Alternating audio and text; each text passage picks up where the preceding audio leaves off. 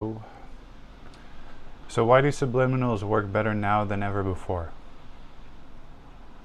I was just thinking about this a minute ago, and I realized that I used to listen to subliminals and I would also write subliminals down, and the reason they just never fucking worked, and I totally lost faith in them for the most part, even though I sometimes listen to them, but pretty much just cut them out.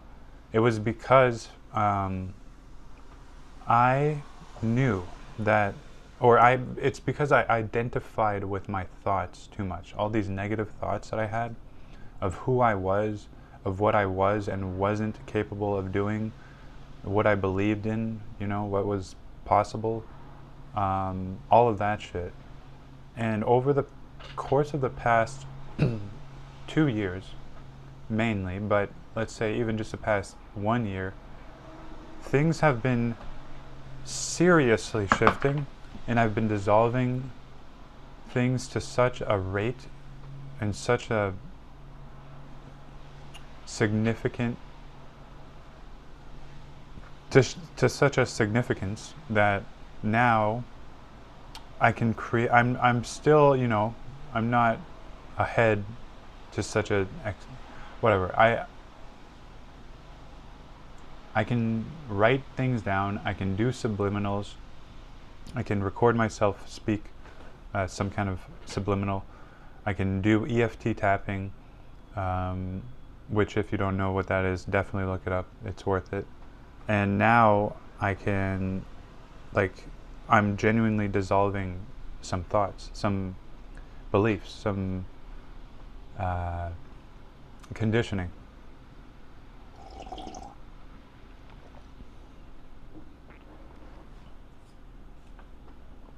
So it's like the higher, not the higher level, but the more you dissolve, the more you work through, the more you heal, the more you let go of all this bullshit conditioning and this trauma and all that shit that's in the way of you and a genuine experience of life, as opposed to a perceived limitation based, conditioning, heavily conditioning based perception of life, or filter of life. Like, everyone has their, you at a really high level, you'll still have conditioning to an extent. Ideally, the conditioning is your own and was very intentionally put there and benefits you, right? But the more you do that, the more you let go of all this bullshit, the easier it is to let go of more bullshit. Who would have thought, right? Well, I'm I knew it was that, I knew that was accurate, but I don't know. When you're in a dark place for so long and everything is pointing, it's a self-sustaining system. It's you're stuck in the same place, and all the evidence, it's all an illusion and whatever, right? And that's the whole point, and you're breaking through that eventually over time. But everything in the illusion sustains the illusion. Everything, it's a feedback loop. That's why it's so fucking hard to get out of it. And yeah, it's as simple as, just observe or let go. Do not identify with the thoughts that emerge. And it's that easy. It's that simple. It's really that simple. But the mind, when you're in a dark place, the mind is ruling the game. The mind is the master, and you are essentially a slave to whatever is in your mind, whatever has been implanted there, nefariously or not, unintentionally or intentionally, whatever, it doesn't matter. You are a slave to those things. I think I've heard this quoted so many times, but it's so accurate. I think it's Carl Jung. It might be Alan Watts, but I think it's Carl Jung said something, I'm paraphrasing. Until you make the subconscious conscious, it will rule your life and you will call it fate. And it's true. It's very, very true. And I knew that, but now it's clear, it's more clear than before.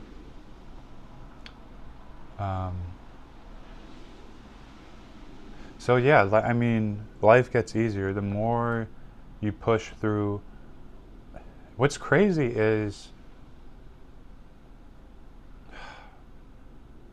I look back a few days ago. I looked back at like my whole life, as far back as I could remember it, but more relevantly, like the past decade. Okay, because I can hardly remember my childhood, to be completely honest. But I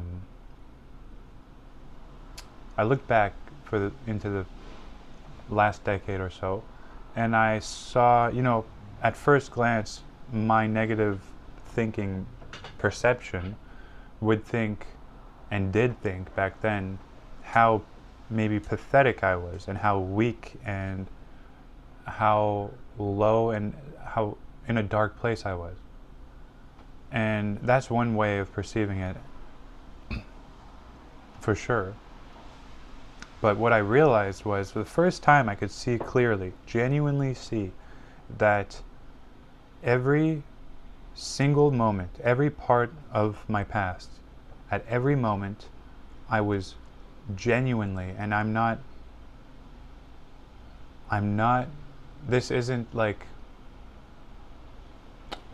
I'm not trying to convince myself of this. It was a very clear interpretation of the past. It was like, in hindsight, I could very clearly see that every moment of my life, I was doing the best I could with who I was, with what I had, what I knew, and what was presented to me.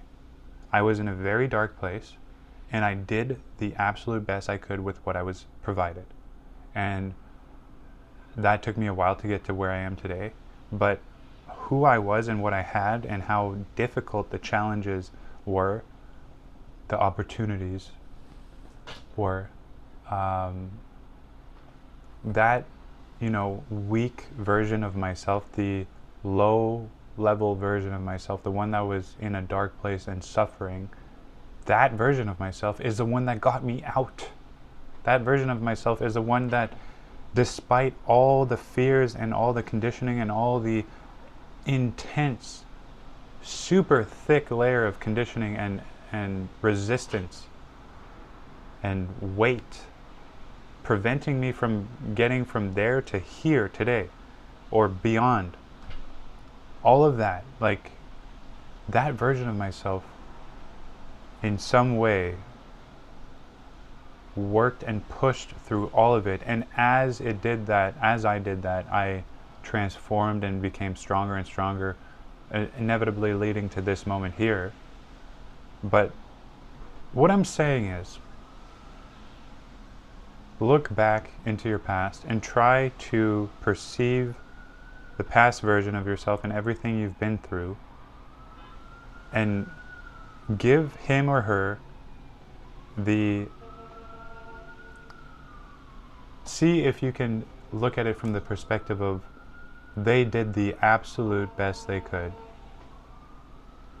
Look at it from a perspective of non-judgment, of just observation, and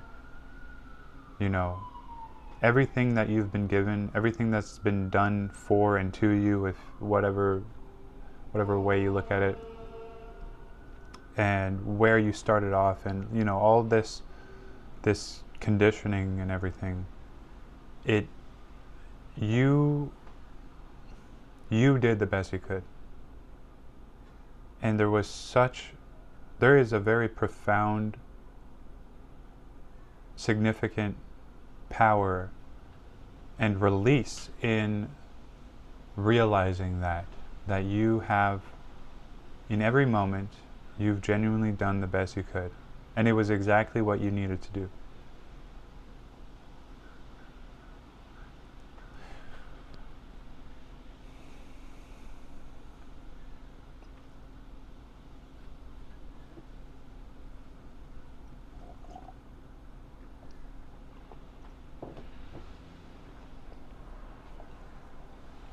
So, I mean, I think that's it.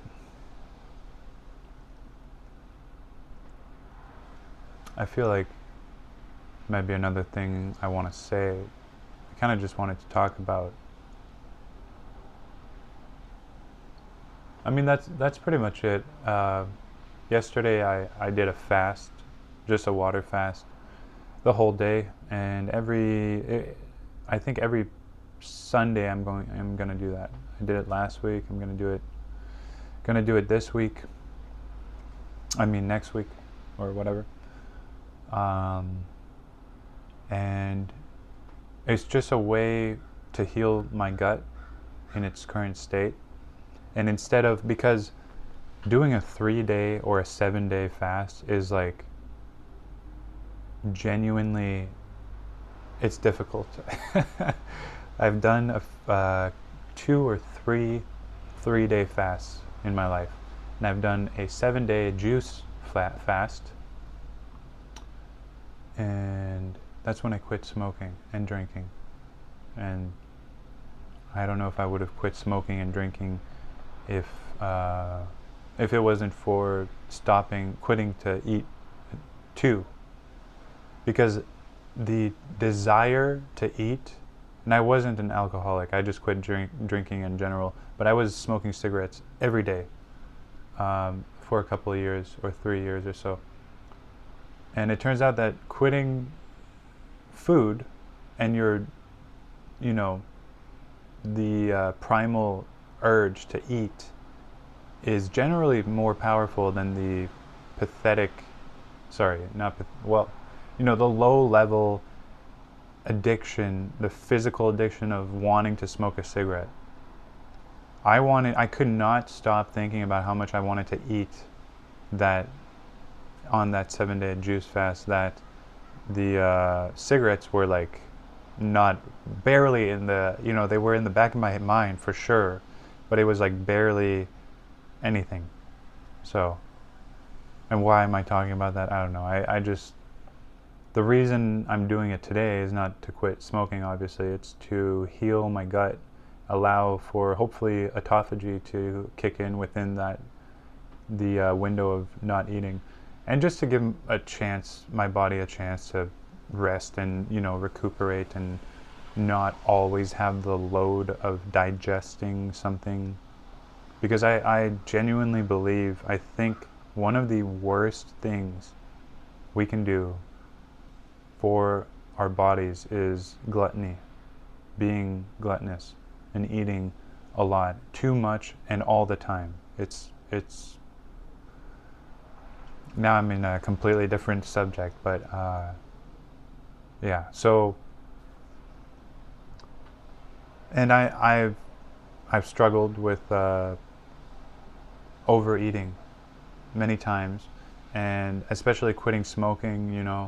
I look for sometimes I try to distract myself, so I look for another outlet, or not outlet, but another like numbing thing, and that tends to be sugar.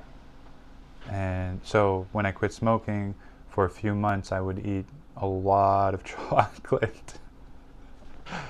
So that was a struggle, and it did go down quite a bit at this point, but I still get whatever. Okay, I'm just gonna, yeah, I guess I feel like I should wrap it up here, but I don't know how to, so I guess I'll just end it. That's pretty much it. Thanks for watching.